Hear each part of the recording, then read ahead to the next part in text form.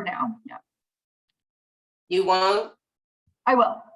Oh, you will? Okay. Yeah. All right. I'd just like to know when recording starts.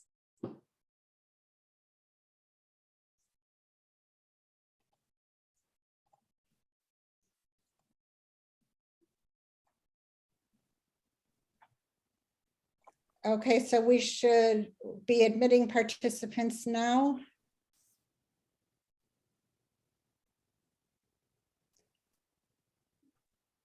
And everyone will be starting in a minute. We're giving the participants a couple minutes to enter the from the waiting room.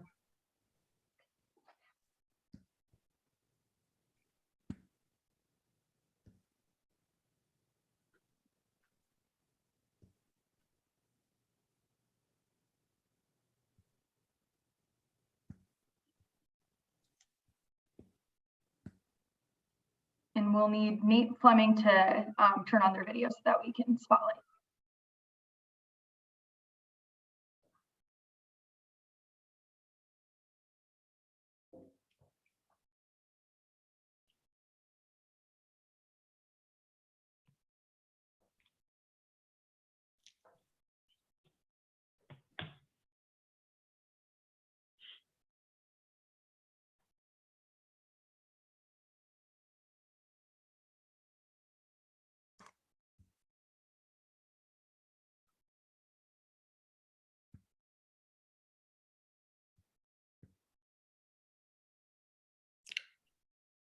Okay, why don't we go ahead and get started?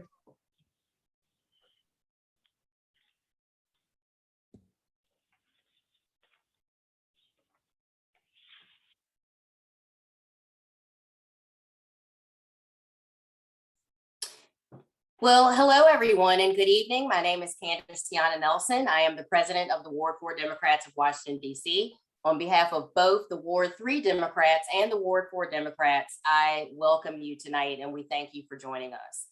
The Ward 4 Democrats and the Ward 3 Democrats, we conduct the affairs of the Democratic Party in our wards.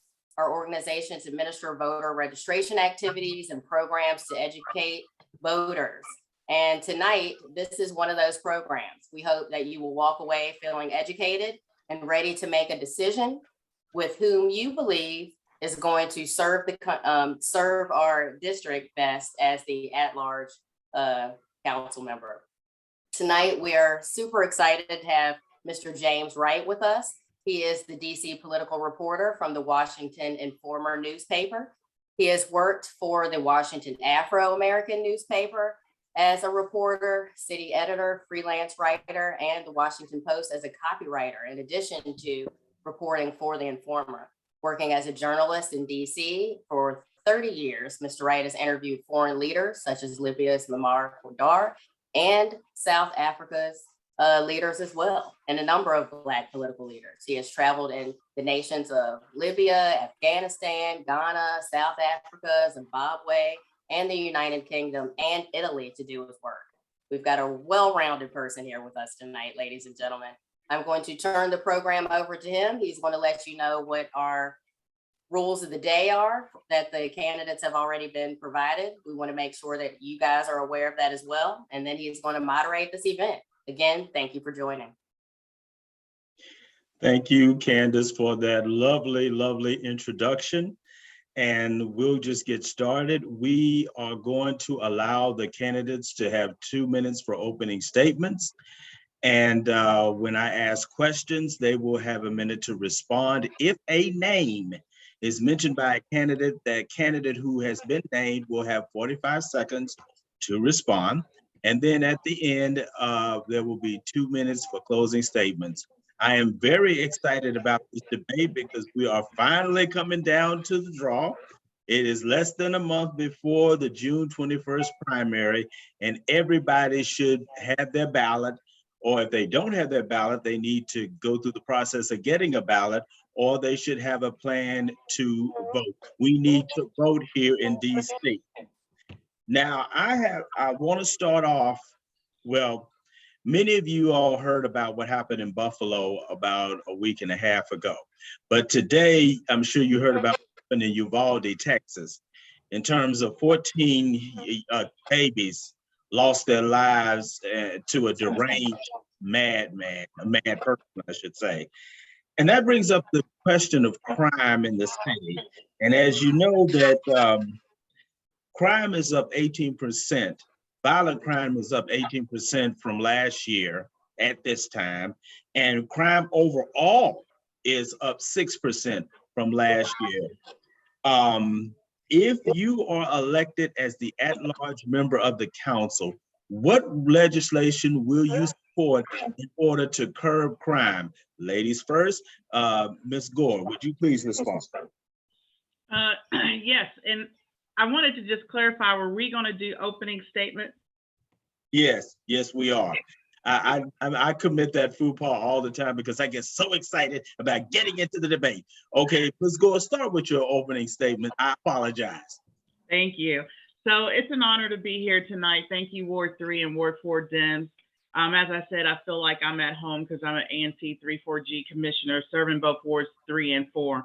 I have a clear vision for the type of council leadership that we need, and what's at stake in this race now is how to move DC forward to become a more equitable city.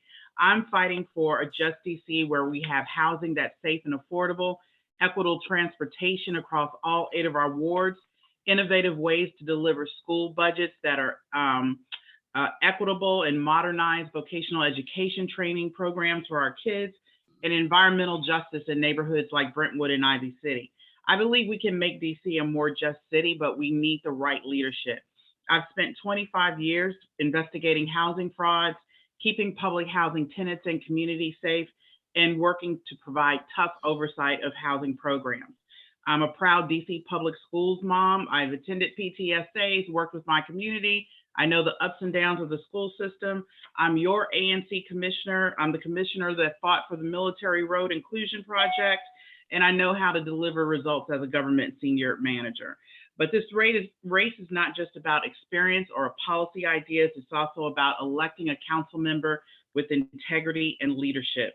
As a member of the Federal Inspector General community, I know how important these qualities are to public trust. It's about the ability to connect to you through our everyday lived experiences. And I do that as a mom, a career public servant, and a current elected official. We don't need any more policies or politics that reflect the revolving door politics of the Wilson Building. We need a voice that's fresh, unbought, and accountable to the people. I'm number 1 on the ballot. I look forward to talking to you tonight about my policy and my platforms and earning your support and your vote. Thank you. Thank you, Commissioner Gore. We've been joined by Councilmember Anita Bonds. We will continue with ladies first. So Councilmember Bonds, could you please give us your 2-minute opening statement? You're on mute. All right, well, good evening, everyone, and thank you very much for having me. I am running for re-election to continue public service as an at-large member of the council because I have a proven record of dedicated service in creating and organizing public policy initiatives that improve district government's programs. I approach my work with consideration for the district as a whole. I am independent and not held back by special interests or favor, and I think my votes on the council have demonstrated that. My experience as a 4-term advisory neighborhood commission chairperson and my public sector service with local and national nonprofits and my private sector work have all helped to shape my belief that inclusion, fairness, responsiveness, and accountability must be a part of any successful leadership style. I embody these attributes in my service as the at-large council member. I'm fully committed to the community. I pledge to provide reasonable, resourceful, and results-oriented leadership through my legislation, agency oversight, and constituent services. During my tenure as chair of the Committee on Housing and Executive Administration, the city has secured record investments, of course, in the Housing Production Trust Fund, including most recently the $450 million that's in the FY23 budget that we passed today, and added 10,000 new affordable units. I can go on about a number of things. I see I have a few seconds, so I'll close with that and wait for your questions. Thank you. Thank you, Councilmember Bonds. Let's go to former Representative, Shadow Representative Nate Fleming. Nate Fleming, your 2-minute opening statement. Good evening, James, and good evening, everyone. And thank you to all of those who have organized this gathering today.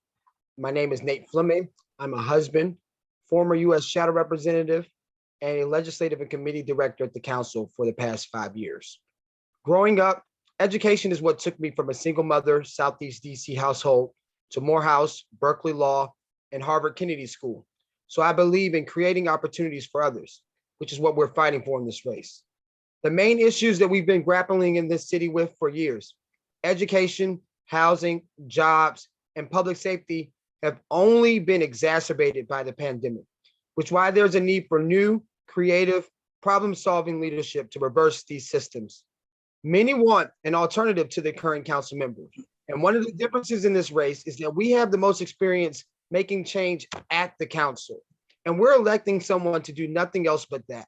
Serve at the council, which is our city's legislative and policy-making body. And we have clear, well thought out legislative plans that we are prepared to successfully implement on day one.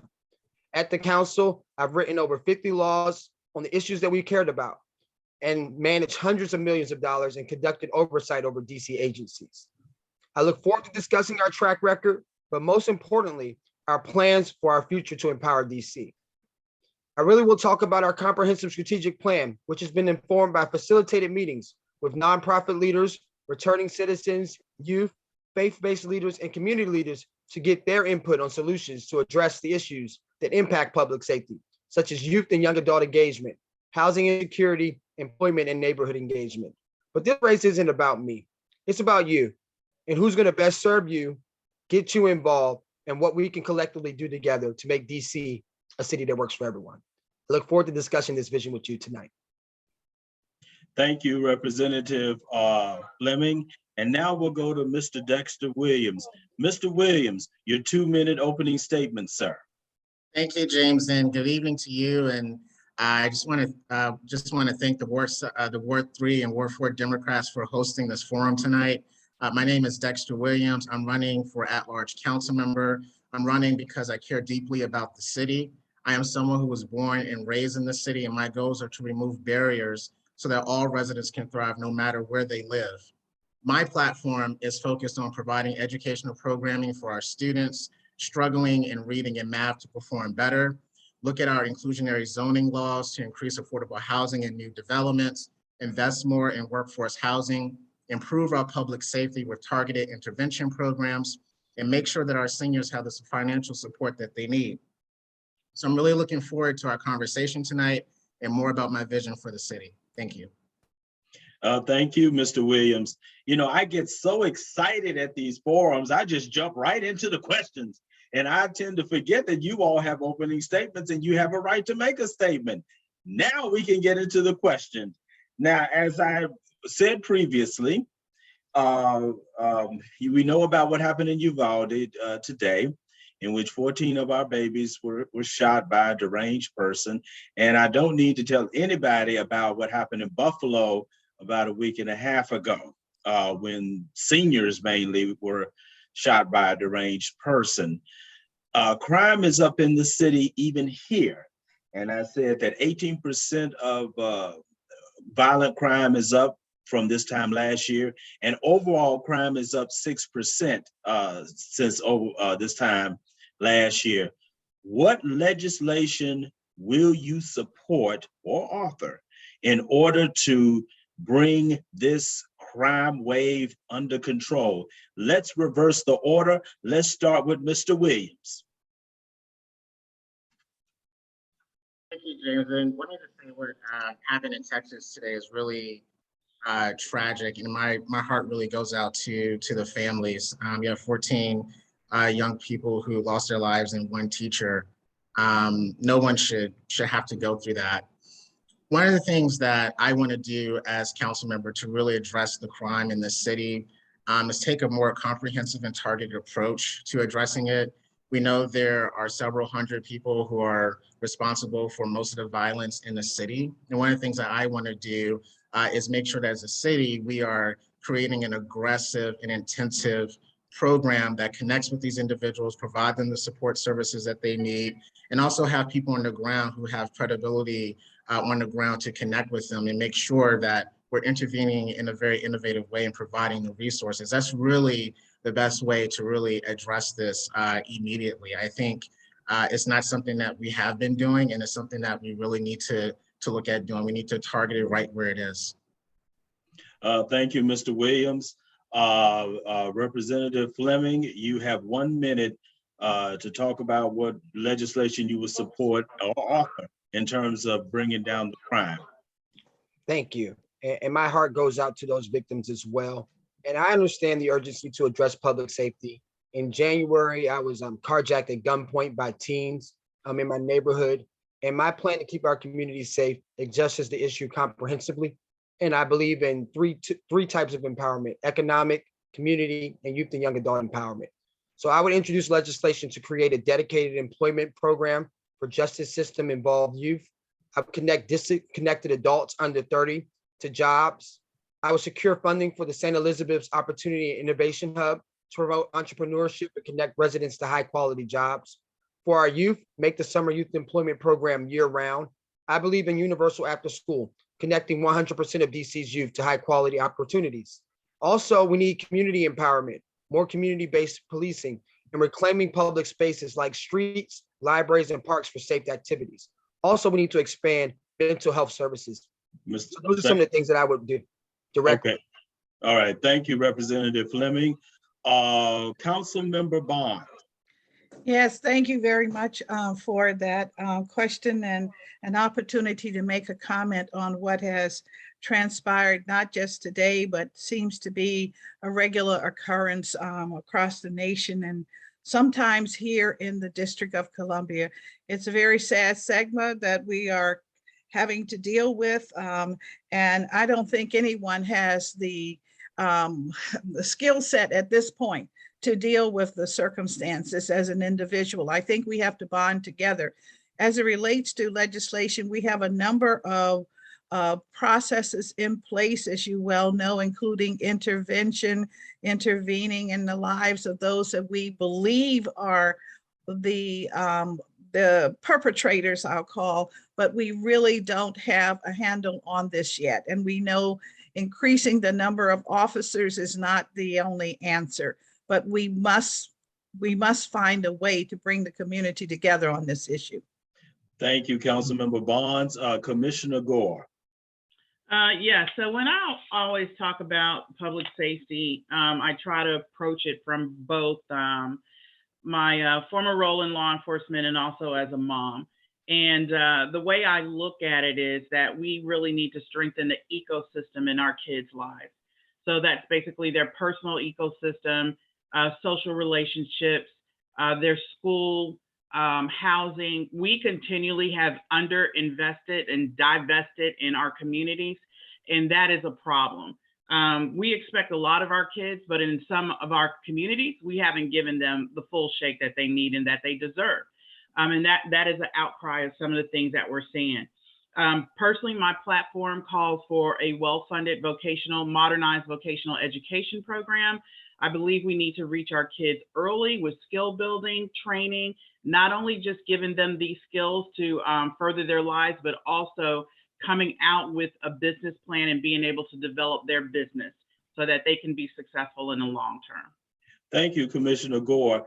Want to make a slight change because this is a very important question, but it doesn't really need a long response. The mayor has proposed more money and to increase the number of police officers. Like we're at 3,500 now, it should be about 4,000. You don't need a minute to respond to this, so I'll give everybody 30 seconds. Starting with Representative Fleming. Do we need to have a 4,000 police force, and do you support what the mayor wants to do? No, I don't think there's a magic number as it relates to policing. I believe that We need to have the right amount of police, and people get caught up in some people want more, some people want less police, but I think everyone wants more effective policing. So I believe that we should have more community-based policing. But there's no magic number. I think we have to make sure that we get to the most efficient number and use the resources the right way. Okay, Councilmember Bonds. Yes, thank you very much. You know, I have been and will continue to be a proponent for community policing. One of the things that I think we have to do is to look to increasing the number of officers that we have. You know that there are 3 shifts, and each shift has, you know, a qualified number of officers. And so I'd like to see more officers on the street in community, making connection with the people who live in the community. So community policing is the way to go. And I think the way to do it is to increase the number of officers. Also, we need the officers to solve the crimes that occur in the community. Thank you, Councilmember Bonds. Commissioner Gore. Yeah, I agree. You know, having made some of these decisions, this is not a all or none answer. When we're talking about increasing police for a particular need, that revolves around the issue that is currently ongoing. I've been fairly consistent in my answer to this, in saying that part of good oversight is determining what that need is. And I think it's a mistake for us to say and grab hold to that 4,000 number. We need an efficient police force. We need an effective police force. We need a police force that can make cases. We need a good crime lab to support them. So all these things go into this answer. It's not just a number, but we do want to say community, and we must ensure that. Thank you, Commissioner Gore. Mr. Williams. Thank you. Yeah, I think we're too focused on the number, and I think we're missing a big point here. If we're trying to really get at addressing crime, you know, it's really easy to add more police officers to the force. That's not going to solve the problem. Having more police officers is not going to make us more safe. What will make us more safe is if we take a more comprehensive approach to addressing this public safety issue. As I mentioned about 5 or 10 minutes ago, we need to make sure that we have a police force that actually has a good relationship with the community, that is not over-policing, which leads to over-incarceration because it builds distrust. We need to make sure that we're investing in jobs. We need to make sure that we're investing in education, but also looking at where violence is occurring and interrupting it in a more solution-based way without having police involved all the time, because that doesn't solve crime. It only makes it worse, actually. Okay, thank you, Mr. Williams. Now we're going to discuss housing. And what tools, strategies will you support that will create safe and affordable housing, particularly for those at the low end, which is 0 to 30 on the AMI, and the next level, which is the 31 to 60% AMI? Let us start with the person who chairs the committee on housing at the council, which is Councilmember Bonds. Please respond, and you have 2 minutes. 2 minutes. All right, excellent. Thank you so much. 2 minutes is still not enough time to talk about this important arena for so many of those who are looking for housing on a regular basis. 0 to 30%, 31 to 60%. That tends to be those persons who are workforce, moderate income, and extremely low income. And they're always looking for housing. We are creating more housing, building more housing. We are also trying our very best to renovate some of our naturally affordable housing so that the quality of the housing in those developments, those buildings, is improved. We also putting our money, local dollars. We're the only jurisdiction in the United States that uses local dollars towards the repair of public housing. The only place. You don't find it in Philadelphia, you don't find it anywhere but here in the District of Columbia. And so we have put in almost 153 million when you add what we voted on today in the 23 budget. And so that's our goal, is to continue to put monies into this product because it's sorely needed. We also have permanent supportive housing that we put in place for those who are homeless and who need housing. And so we put a lot of money in our budgets for housing. My budget for the committee is almost $1.5 billion, all devoted to housing and housing services. And that does include our seniors as well. Thank you, Councilmember Bonds. Commissioner Gore. Thank you for this question, because it's really why I jumped into the race to lend my expertise in overseeing national housing programs, and also throughout Washington, D.C. And even though the District of Columbia has put in a significant amount of dollars invested into public housing, we all know that it's not enough. We also know that we have people, seniors, living in deplorable, dilapidated conditions in our public government housing. I've visited these housing authorities since I first came to this city in the early 2000s. We are at an all-time crisis in the condition. We need to invest in public housing repairs. When we repair public housing, we need to make sure that those residents return. We have lost public housing units in terms of mixed-use development, where we haven't had enough units for people to come back to their public housing facilities. We've displaced a ton of Black and Brown Washingtonians, natives.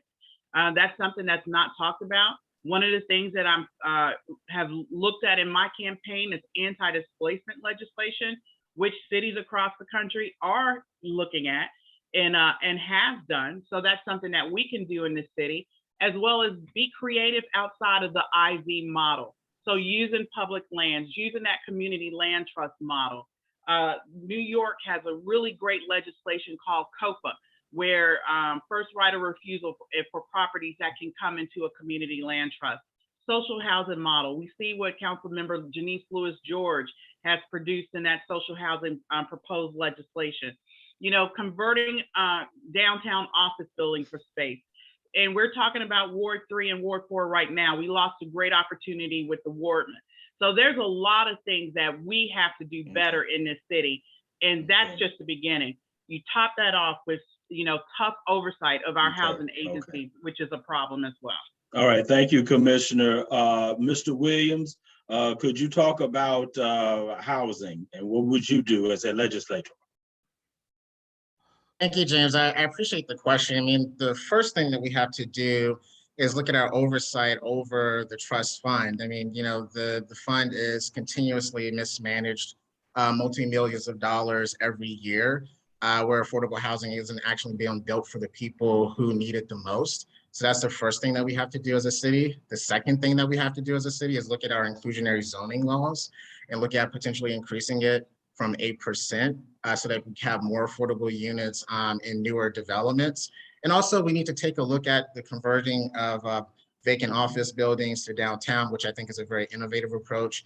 But also we have nearly 17,000 vacant apartment units across the city and 3,000 vacant dilapidated buildings across the city. And so we need to look at how we can acquire those properties and also provide affordable housing, workforce housing, so that we can lower the cost of demand and also put people a place to live and sleep. Thank you, Mr. Williams. Representative Fleming. Yes, thank you. And this is a very important issue. And I think one of the benefits of having direct experience working at the council on these issues is you understand to some degree what's being done and why it's not working. And we're spending a lot of money on this problem, but that doesn't solve the problem. We spent $1 billion. We're on pace to spend $1 billion since 2015 on our affordable housing fund. And that's only yielded 7,000 units. And most of those units are not affordable for families making 50% of the area median income or below. And this has led to DC becoming just ridiculously unaffordable, the least affordable rental housing market in the entire country, the highest level of Black displacement in the entire country. And that's something that we don't want to be known for. So I've written some legislation at the council around housing, one to ban evictions during the pandemic to reform eviction so people's property aren't thrown out in the street, to require that 50% of our affordable housing fund goes to 0 to 30% AMI, but there's so much more that we need to do. So I agree with many of the candidates, supporting community land trust, supporting social housing, but we have to really make sure that people have pathways to home ownership. So I support a program that's pipelining residents, giving them the credit counseling, the financial literacy, the down payment assistance that they need to become homeowners. Rent control. At the council, we introduced a bill to reform rent control so that units that were 15 years or older would be subject to rent control. But the current leadership at the council hasn't passed that bill. And that's the type of reason that we need new leadership at the council that's going to be bold, that's going to be creative, because these issues aren't going anywhere. But if we continue to do the same thing and elect the same leadership, we're going to continue to be the least affordable housing market in the country. We're going to continue coming to these debates and asking the same questions. So residents, it's on you. It's on you. Elect new leadership. Thank you, Representative Fleming. I want to give 45 seconds because there's a brand new concept called social housing. Now, Ms. Gore, you addressed this. So I'll kind of let your colleagues address what they think of social housing, because you made it clear how you feel about that.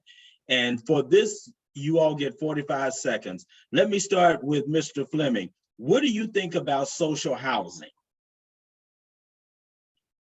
You're on mute. All right, so let's let everyone know what, can you hear me? Okay, what Yeah, we social can hear you. housing means. That means the federal government, they are the developer of public housing currently. So it's like the local government getting involved and being the developer of housing, but not just housing for the very low income, but mixed income, all the way up to the workforce level.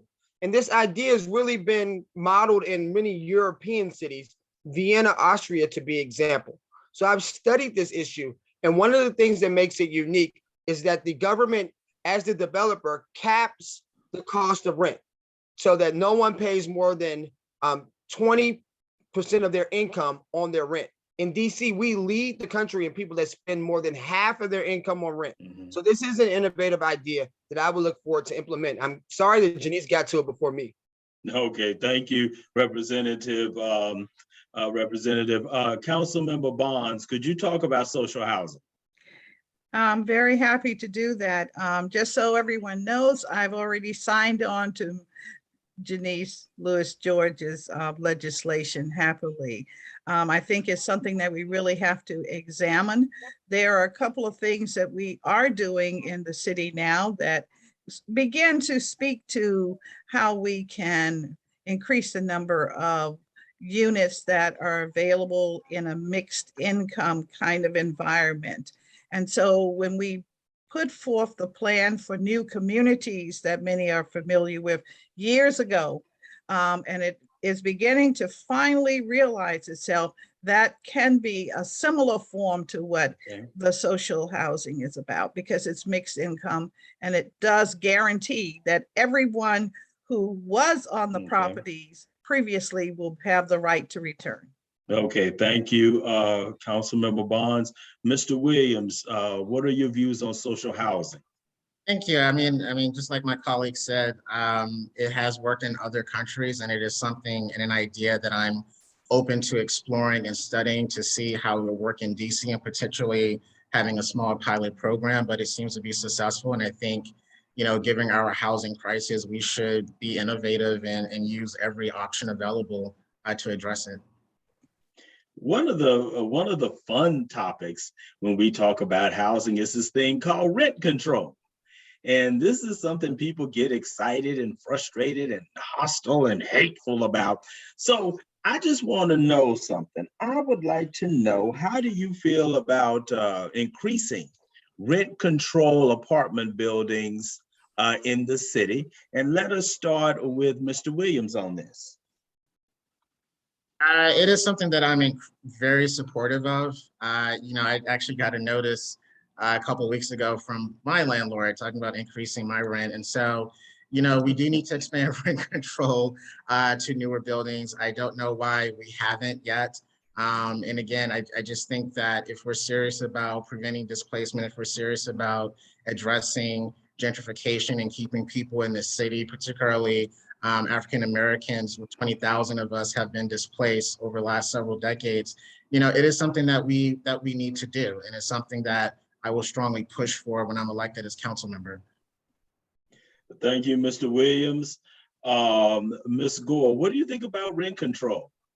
I'm a strong proponent of rent control, and it's something that I added to my platform very early on.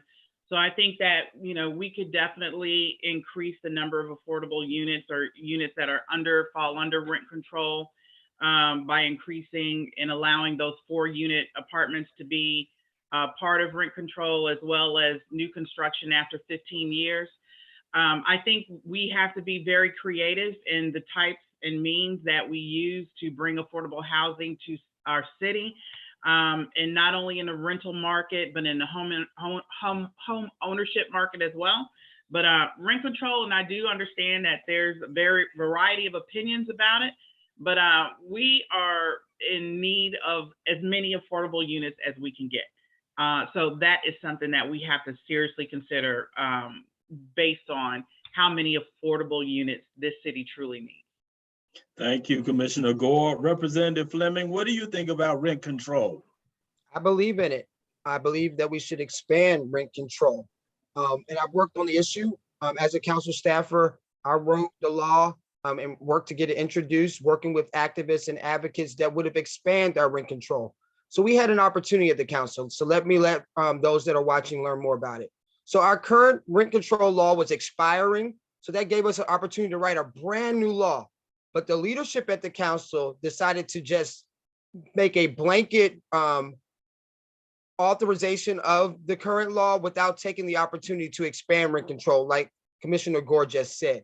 One thing that's important to understand about rent control as well is the fact that it would increase our set of affordable housing by 17% instantly if we were to pass rent control. But the current leadership at the council, they haven't taken that opportunity. And that's the first bill that I would introduce if I was legislating on the council, would be a rent control reform law, because so many units that were rent control, they become out of rent control because of too many loopholes in the law. And we're losing too much affordable housing that way. It becomes market rate housing, housing that used to be rent controlled. Okay, thank you, Representative Fleming. And Councilmember Bonds, there are a lot of people who think they know how you feel about this issue. So you please just let us know, do you or do you not support rent control? Yes, I not only do I support rent control, I am the pusher on the council for the extension of rent control, as is the current law. Let me just speak a little bit about the circumstances. There's a process called Certificate of Assurance that was put in the law in the 1980s. And it really gives the owner of a building the opportunity to assess the government to pay the difference whenever a unit becomes rent control. So that's been one of the hurdles. And we finally reached some conclusion on how we can administer the law most recently. I don't have enough time to talk about it right now because we're a few seconds left, but rent control is something that I favor, and I work towards making sure that we keep it. Thank you, Councilmember Bonds. Now we're going to talk about seniors. And this is interesting because I just did a panel of AARP for the mayor's race on Friday. And I learned something I didn't know, which kind of surprised me, is that Ward 3, and of course Ward 2, but Ward 2 is not here, but Ward 3 does not have a senior wellness center, whereas Ward 8 is going to get another senior wellness center. Now, Ward 3's ANCs and the Democrats, this organization, have passed resolutions, made calls in terms of getting a senior wellness center in Ward 3. However, the Department of Aging has said there is not a need for a senior wellness center in Ward 3, even though Ward 3 has the largest number of senior citizens, and the fact that Ward 8 has the largest number of young people. So I don't understand. But do you support Ward 3 in Ward 2? Ward 3 having a senior wellness center. Let me start with Ms. Gore. I'm so glad you started with me because I was one of the commissioners that have been fighting for this. And as a commissioner here, I serve both wards 3 and 4. And as you guys know, wards 3 and 4 have the highest senior populations in the city. I have neighbors that I personally shop for. We are also #1 for food insecurity in the country, DC. So we have seniors that have a variety of needs right here in these wards. And I know sometimes that sounds counterintuitive to what we think the conditions are up, upper Northwest, but our seniors have those same needs. So we absolutely fight for that. We'll continue to fight for that. We definitely, though, know we need equity east of the river. So I am perfectly fine with them having multiple senior centers, but we do need a senior center in Ward 3. And that's something that I've been fighting for ever since I got on the commission and will continue to do so. Okay, Councilmember Bonds, will you support a senior center for Ward 3 and Ward 2? Most definitely, I support a senior center for Ward 3. When I began working at the council and discovered that seniors in Ward 3 did not have a center, I began to inquire and was advised that Iona House was the original concept for the ward as it related to senior services and what have you. Over the years, it has evolved to be more strategic and intentional in the types of services that it provides, and it has moved away from being more of a fun center, activities for seniors, to being more specific and taking care of the homebound. And so we are now at a point where we really have to have a wellness center in Ward 3. So I'm 100% behind it and have pushed for it and will continue. Representative Fleming, what do you think about a senior center in Ward 3 and Ward 2? Yes, and this talks about the theme of having experience making change in the council. Yes, I do support Ward 3 having a senior wellness center. Right now, the senior village concept is what is relied on heavily. The idea that you can use an existing community center and make it a village for seniors. And we know that the Chevy Chase Community Center is very well used for that purpose. So there should be a senior wellness center. Well, and it comes down to advocacy. When I was a council staffer, I was the legislative director for Ward 8. And one of the things we advocated for was having an additional senior wellness center in Ward 8, and we were successful in doing that. So I want to do the same type of advocacy for Ward 3, because 70% of seniors in DC live at home, and we have to create opportunities for seniors to build communities amongst each other, because as they get older, there's more isolation. I caretake for my mom right now, so I see firsthand she's experiencing breast and lung cancer. So I really have a sensitivity to these issues, and I would love to work to represent seniors effectively as your next DC council member. Thank you, Representative Fleming. Mr. Williams. Thank you, James. Absolutely. I would support the community in fighting for a senior wellness center in Ward 3. I think it's important for their health and wellness. I just think about my father who had a heart attack not too long ago. He's a senior citizen, and I think about if he had access to a wellness center, how beneficial that would be for him. So yes, it's something that we should definitely fight for and explore. I'm quite sure you have other questions around seniors, so I'll hold back some other policy ideas for seniors that I have in mind, but definitely want to push for it. Well, thank you very much. Wanted to make sure I got that one out of the way. I do have another question later on in terms of a very serious condition that afflicts many seniors, but I'll get to that later on, because I do want to stress the economy. I'm in downtown Washington a lot, as Ms. Bonds knows.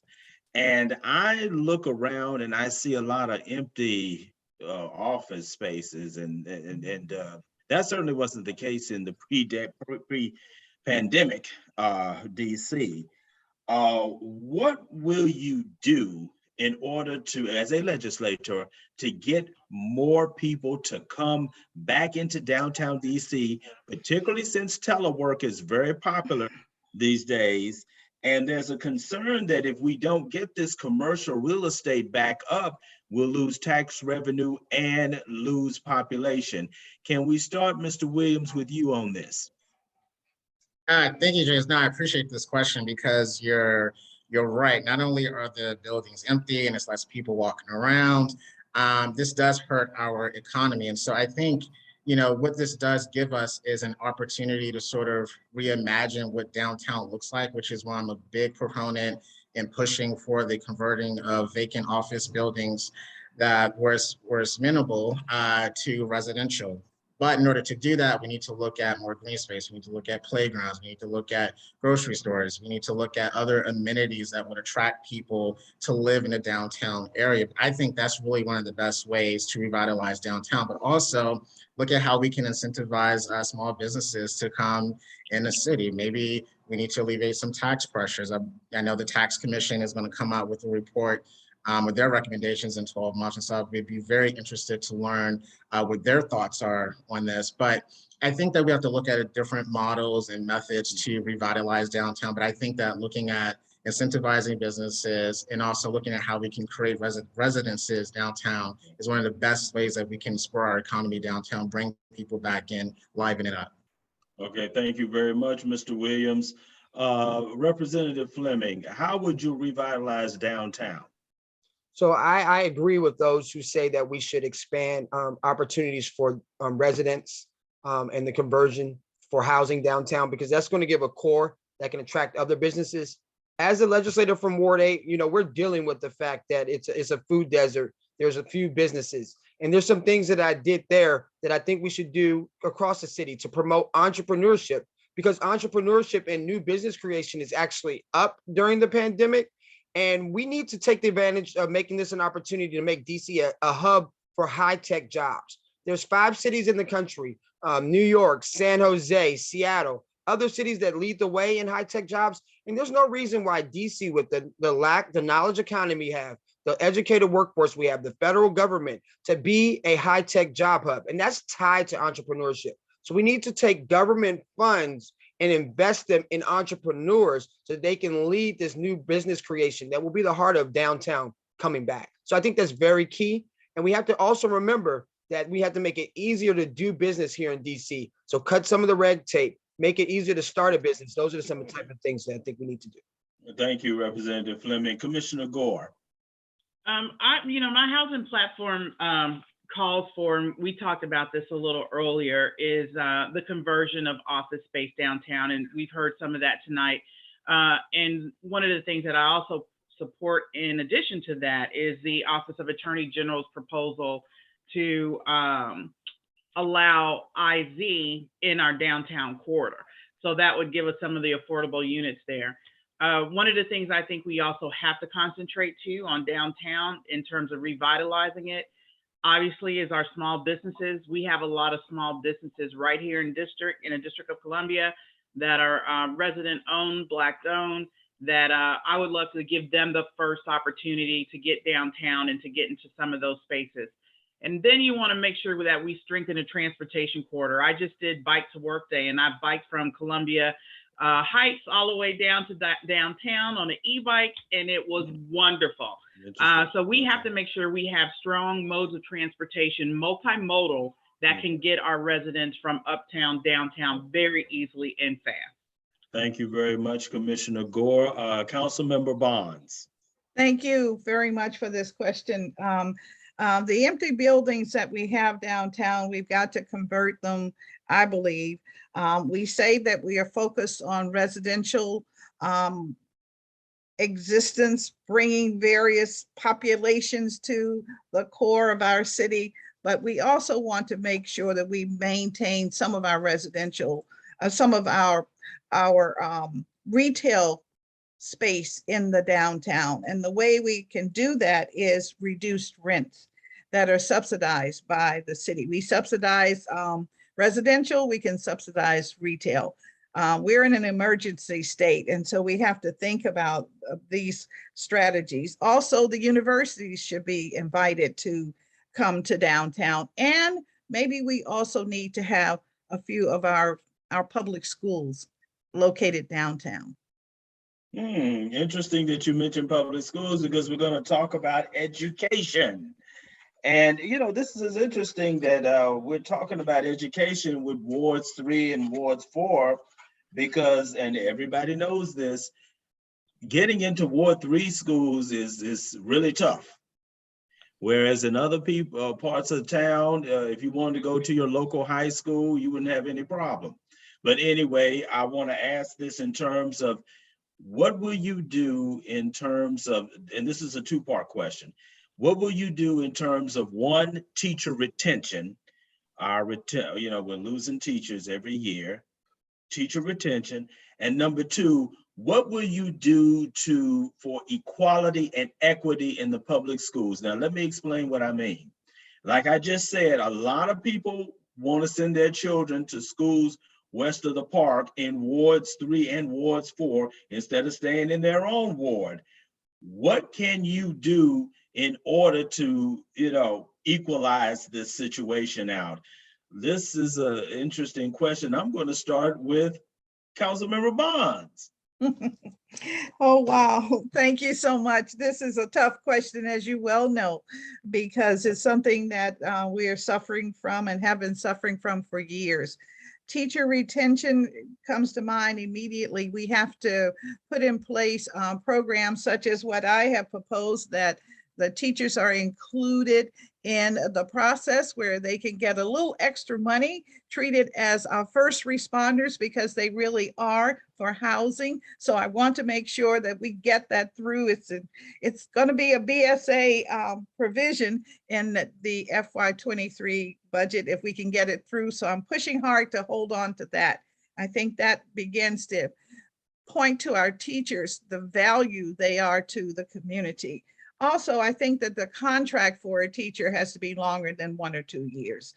So that's one thing. Equity in the schools, I think we need to redraw the boundaries as a starter. Okay, all right. Thank you, Councilmember Bonds.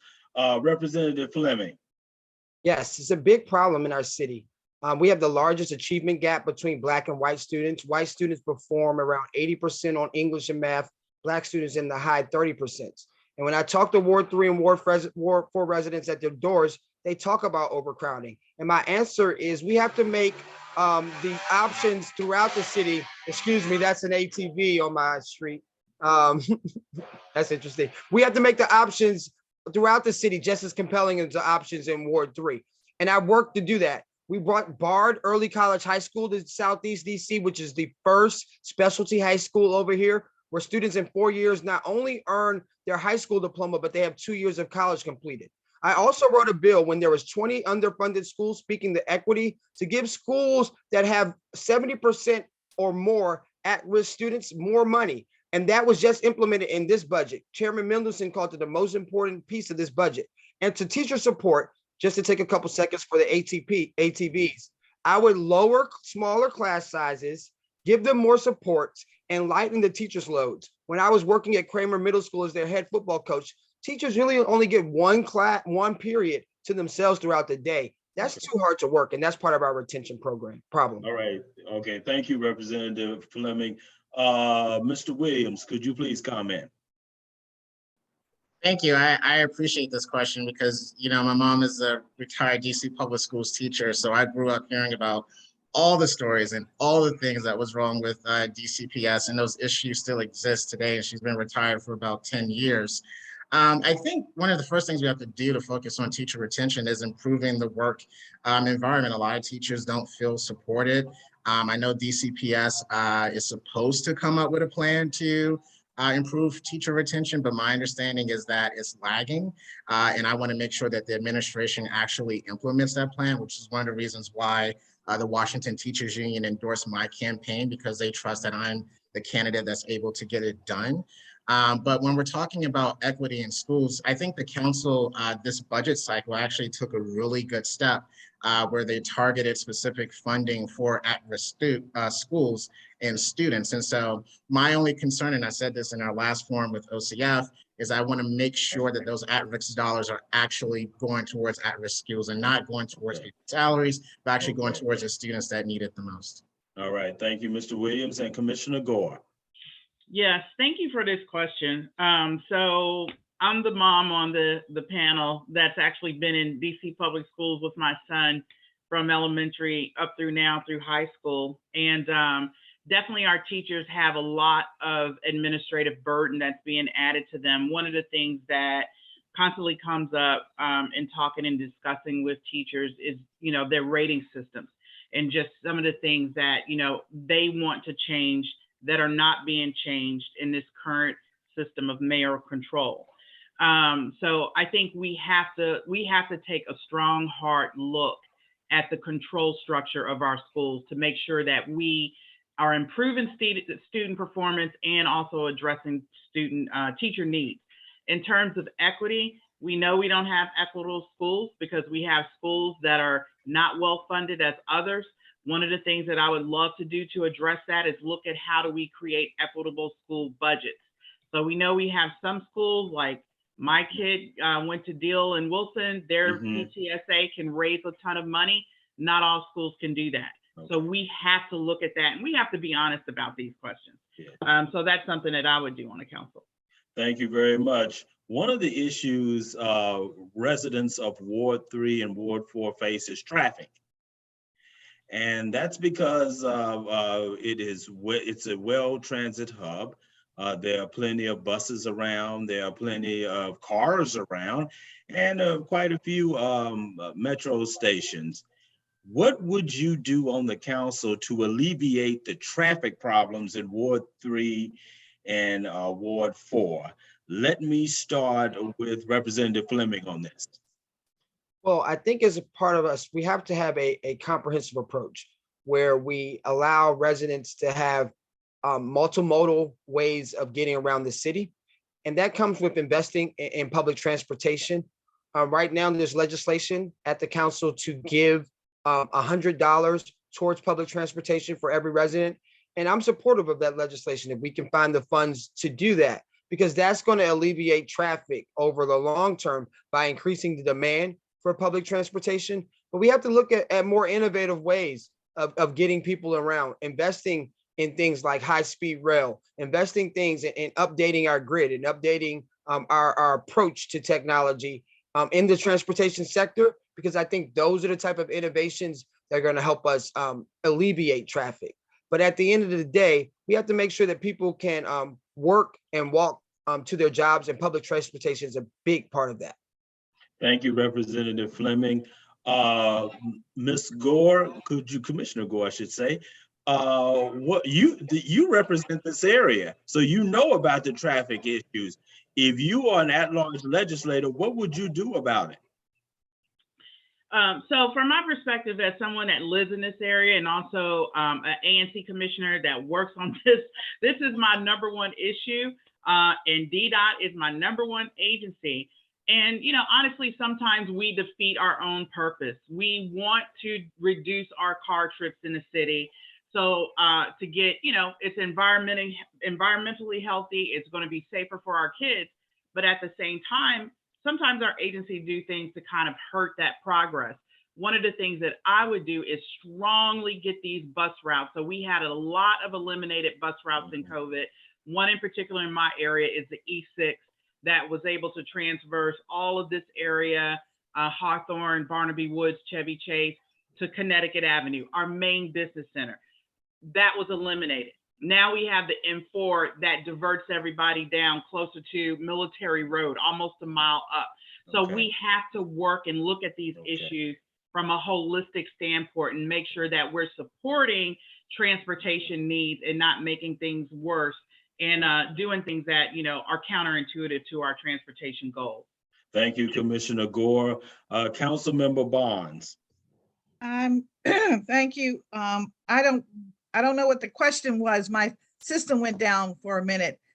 Basically, Wards 3 and Wards 4 have really transportation issues, particularly in terms of traffic. What will you do in order to try to alleviate traffic in those two particular wards? Well, it's a very complex question, but thank you very much for it. Traffic is we think that we are doing the right thing by adding bus-only lanes. And we are to a certain degree, particularly if you think of the main corridors in a ward.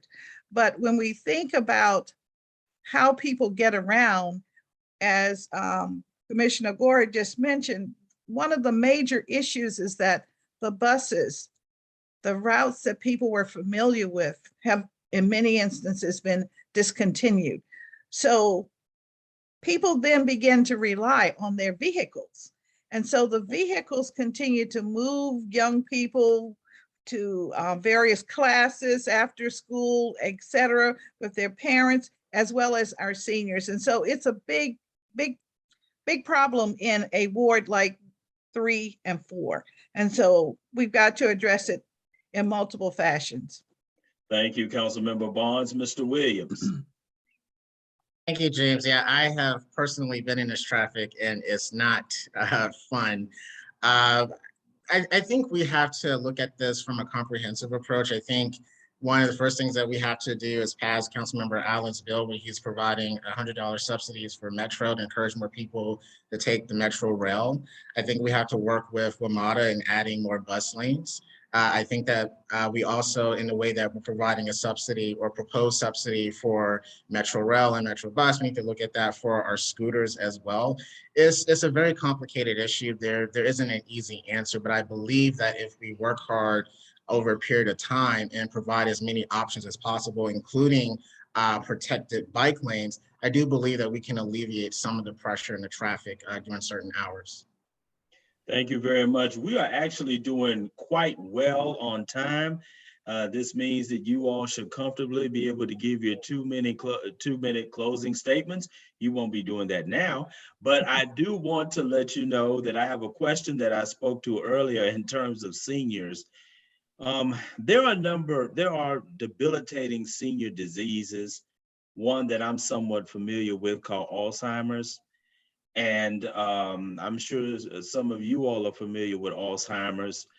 Of course, these are personal decisions about what you do with a loved one who has that terrible disease. But what kind of support do you believe the district government can give people who have who suffer from that disease and the caregivers? Let me start with the Representative Fleming. Okay, thank you. I think this is an important question. And I was watching TV and there was a commercial from the Alzheimer's Foundation. It said that the first survivor of Alzheimer's disease is alive. And I believe that. And I believe that we're going to be able to attack this disease and find the cure. But one thing with Alzheimer's is so much important to have a support system. And when I knock on doors in DC neighborhoods, I talk to a lot of seniors and I see some that are isolated. I see some that have good in-home care. And I think that's one thing we have to do is expand support for more in-home care. My mom, like I said, I caretake for her. She's suffering from cancer right now, and she's getting a lot of in-home care now. And that helps people age in place. And that helps people have the support system that they need to continue to live and thrive despite their circumstances. And so I think that's one of the main things that I would focus on for particularly those that suffer from that disease, to make sure that they have a stronger support system around them, and particularly more in-home care, particularly those that live in isolation, like 70% of DC seniors.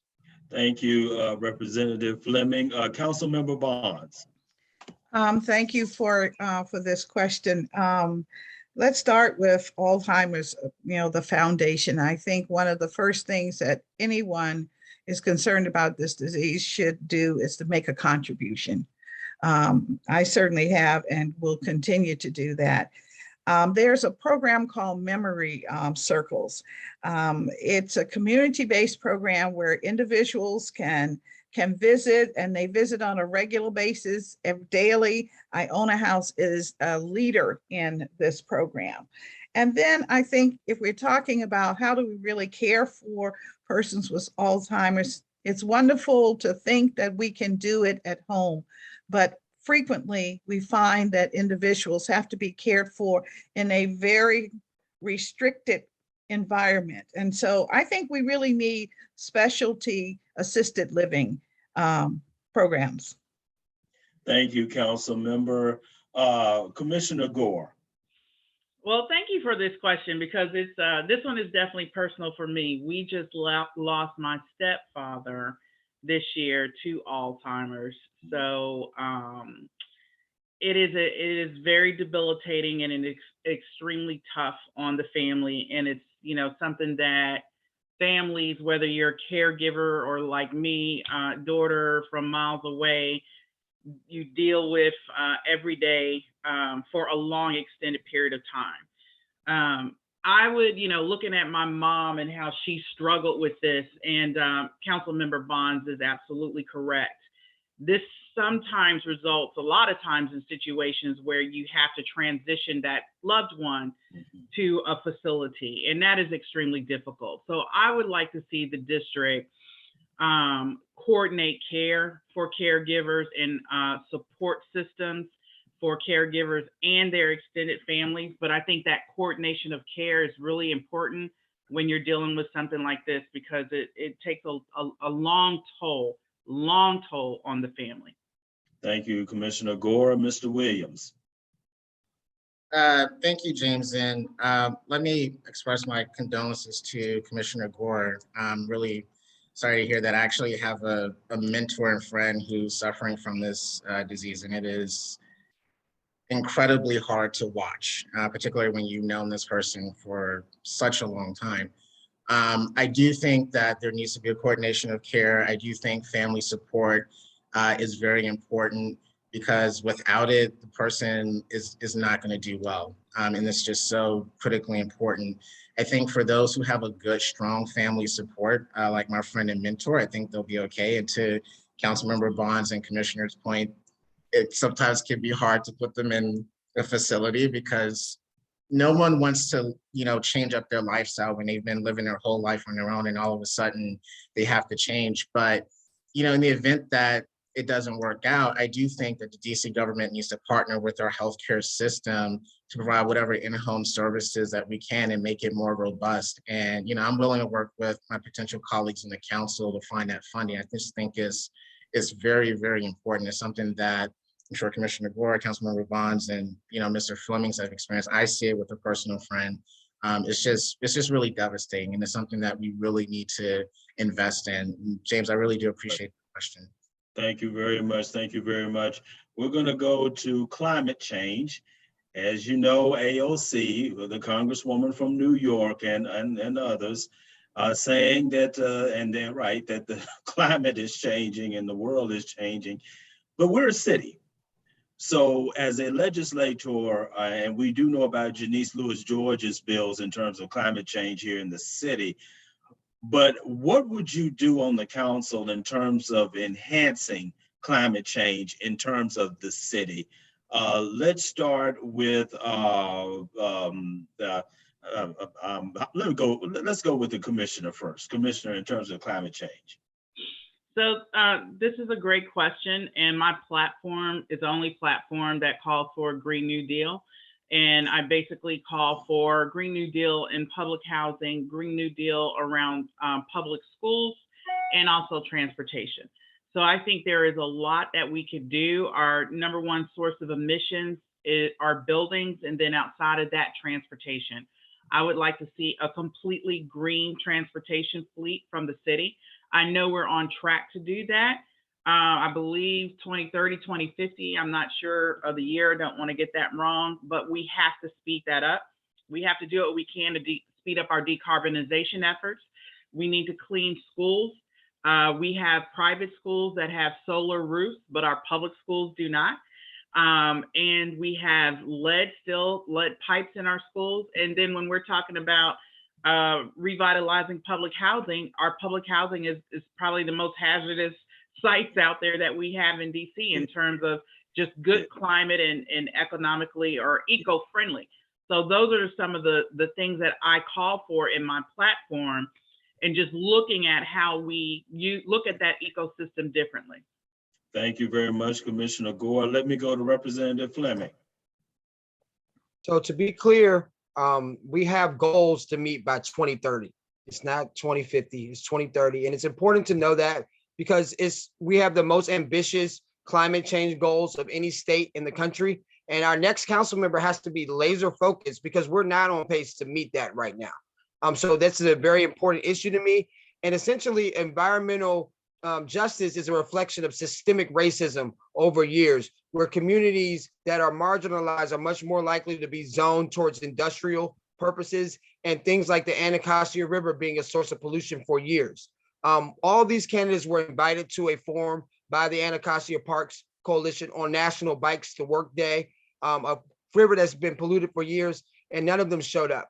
So it speaks to how on these issues, we really need people that are committed to it and not just paying lip service to it. Thank you, Representative Fleming. Mr. Williams? Thank you for the question, James. I think on this issue, we already have a program called Sustainable DC 2.0, and we're not meeting our goals. And one of the things that I want to do as council member is provide that progressive oversight over the Department of Environment and making sure that the agency is working towards meeting its goals, because right now we're not. And so I'll work with, I know Councilmember Che is no longer going to be there, whoever the new chair will be, to make sure that we're meeting our goals so that we don't have a climate crisis. Thank you. All right, thank you. And Councilmember Bonds? Yes, thank you. As Mr. Williams mentioned, we do have a program enforced, and we do have a deadline, 2030. And some of that includes the greening of housing and facility production.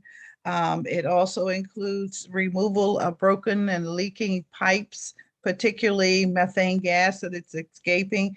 And when we talk about improving the quality of housing, and we talk a lot with my opponents about this issue of what happens in public housing and the tremendous need we have for renovation there. And so we want to make sure that we use electric as opposed to gas.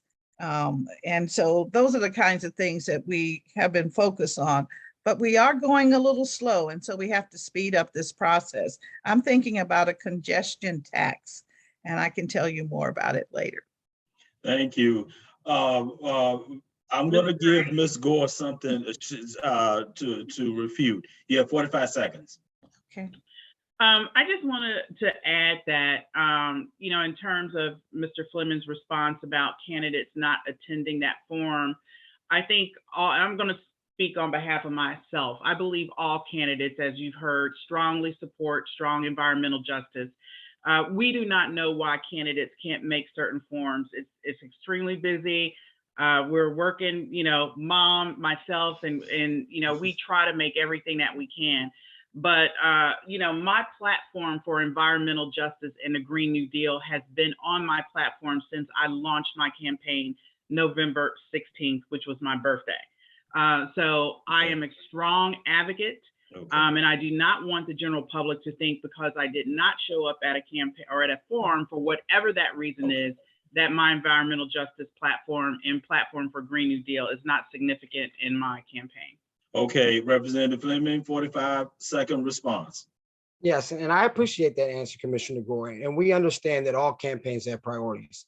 But just like everyone's here in attendance today, because this is a priority, I think it's a reflection when we don't attend, particularly given how important the Anacostia River cleanup. And it's a reflection of neglect on the at-large level. We've never elected someone from Ward 8, where the Anacostia River, part of the Anacostia River and Anacostia Park is, to an at-large seat. And so often those communities feel neglected. And I, as a Ward 8 resident, when I logged on to this hearing in my community about this park on National Bike to Work Day and didn't see any of you guys there, I was very disappointed. And I'm going to continue to mark my disappointment because I think it reflects the neglect that our city has had east of the river for years. Okay, thank you. Now we're going to have a fun session, and it's called Thumbs Up or Thumbs Down.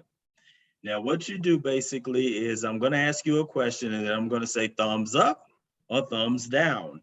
And this will give our our audience a sense of where you feel about particular issues. Here's the first issue. How do you feel about mayoral control of schools? Thumbs up or thumbs down? Okay, Wait. I don't know how to get mine into the camera. okay, you're right. I feel so you got sorry it. about that. You got it. We can see it, Representative. Okay, thank you very much. How do you feel about an elected school board? Don't we have one already? Thumbs up, well, I don't want to say it this way. A school board that has, okay. I don't want to say what I want to say, Representative Fleming, but I think you understand what I want to say, but I'm not going to say what I want to say. I get you. Thumbs up. Okay, what about police in schools? Thumbs up or thumbs down? Okay.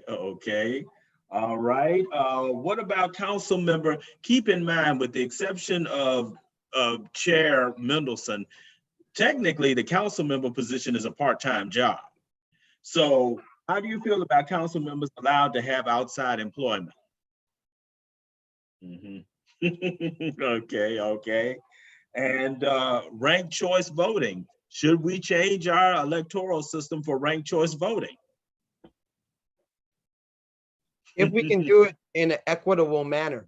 And I think that's so important to center equity in a city that's so stratified on race and income lines. If we can do it in an equitable way, I totally support it. And that's the type of council member that I want to be, is centering equity when we do some of these things.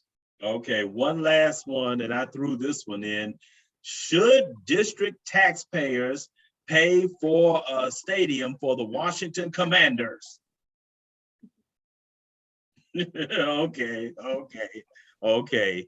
This has been a wonderful forum. We got through a lot of questions and a lot of information has been put out. We are now having our 2-minute closing statements, and then that should be it. We'll reverse the order. Mr. Williams, will you please start with your 2-minute closing statement? Thank you, James. And I gotta say, I can't speak for my opponents, but I always love when you moderate forums. When you did the 4-day one, I really enjoyed it, and I really enjoyed this one. I want to thank the Ward 3 and Ward 4 Democrats again for hosting the forum and giving me an opportunity to talk about my vision and priorities for the city.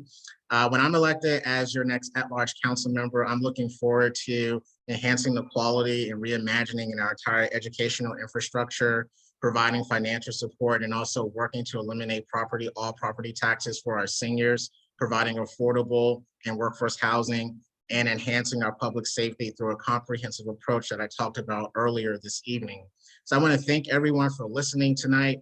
You can learn more about my campaign at dexterfordc.com, and that's the number 4. You can follow us on Twitter at Dexter4DC. I'm looking forward to earning your vote for the June 21st primary. Thank you so much. Thank you, Mr. Williams. Please, Representative Fleming. Yes. So like I said, education is my story. Every day from 7th grade through 12th grade, I would get on the train at Anacostia Metro Station and take it to Friendship Heights Metro Station, to get on the school bus at the Chevy Chase Shopping Center, to take me to St. Andrew's Episcopal School in Bethesda, then in Potomac, Maryland. And I believe in a city as diverse as DC on racial and class lines, having the ability to navigate that spectrum, Anacostia to Friendship Heights. That's exactly what you want in your next council member. And I was committed to using my training, my energy to make this city more equitable. But on all of these issues, education, highest achievement gap between Black and white students in the country, housing, the highest rate of Black displacement in the country.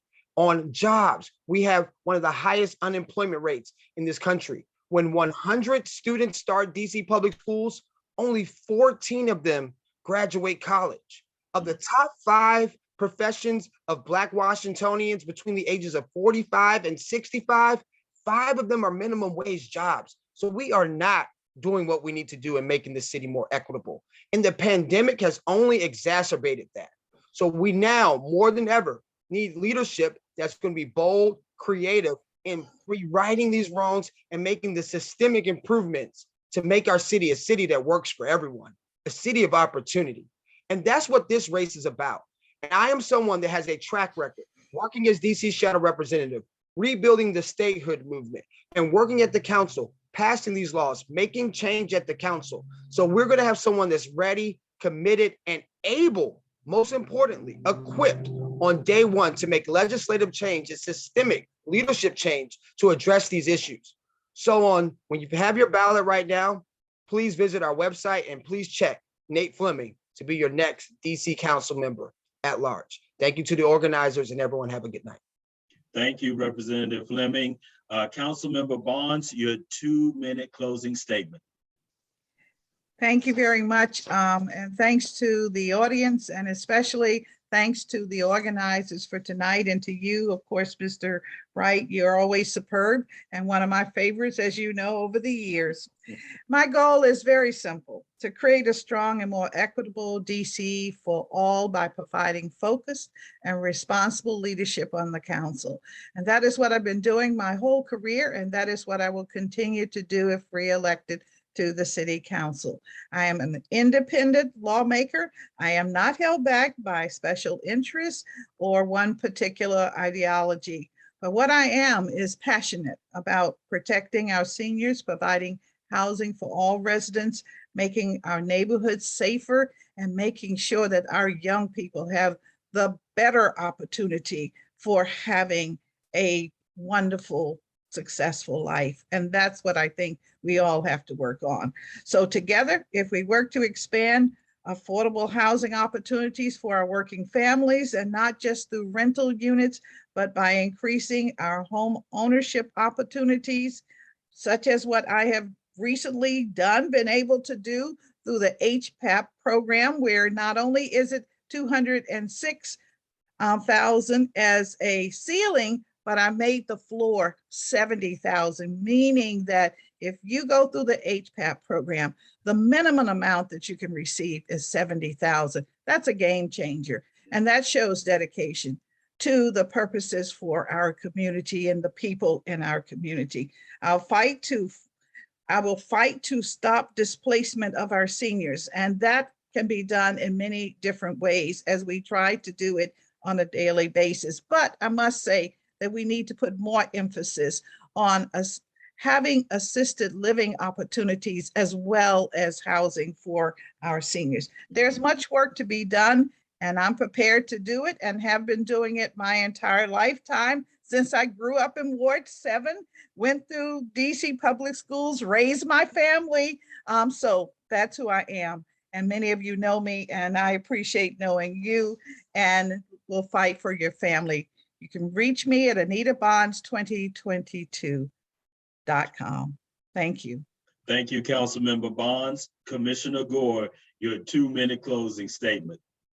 Thank you for everyone for coming tonight, and thank you for the host for holding this forum.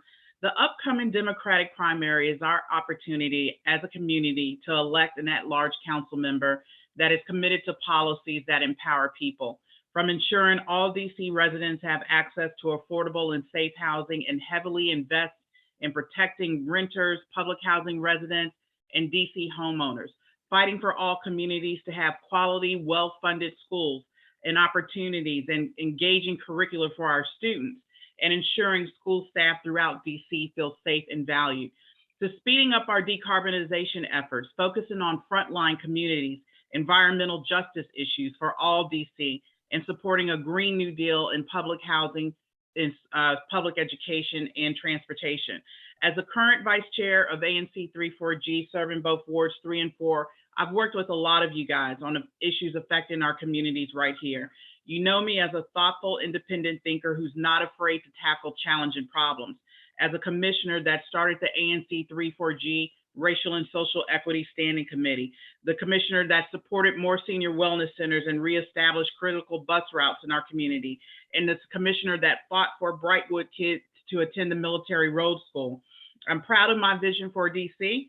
I'm not a career politician, but my federal expertise and oversight in national housing programs, my work in the community as an ANC commissioner, and my experience as a mom raising a son here in DC that's attended DC public schools make me exceptionally qualified for this opportunity. I look forward to earning your vote. I'm #1 on the ballot. We've got some great endorsements in this race that, shows that our campaign has great momentum. We'll have another one tomorrow. And if you want to follow me on social media at Gore4DC, and my website is gore4dc.com. I look forward to serving as your next at-large council member. Thank you very much. And as the British would say, this has been a blast. And so thank you to all the candidates, and back to Karen and Candace. Yeah, just thank you to all the candidates, and James, it's been a great job as moderator. We really appreciate it. And let me take a moment to thank a lot of the people that made this a successful event. Ingrid Eck and Tamira Betataz and Shauna Gordon McCain, as well as Samira Daniels and Shelley Tompkins, who were very involved in the planning of this event. And let me turn it over to Candace to tell you about future events. So. Yes, thank you very much. Tonight marks the third partnership that the Ward 3 Democrats and the Ward 4 Democrats of Washington, D.C. have held successfully. We did one for council chair. We did one for attorney general. Tonight's for the at-large council member. And coming soon, our fourth attempt is scheduled to take place the week of early voting, or the week before early voting. And early voting does start on June 11th. So we hope that you will join us. We have invited all of the mayoral candidates. We are locking in a location, as we do hope to have a hybrid event. So please stay tuned, as we will be posting this information as we have in the past on our websites and on our listservs. And we are looking forward for this one last partnership, as we have thoroughly enjoyed working together to bring to you these opportunities to ensure that you are informed voters. Great. Thank you. That's it for us tonight. Signing out. Okay. Thank you.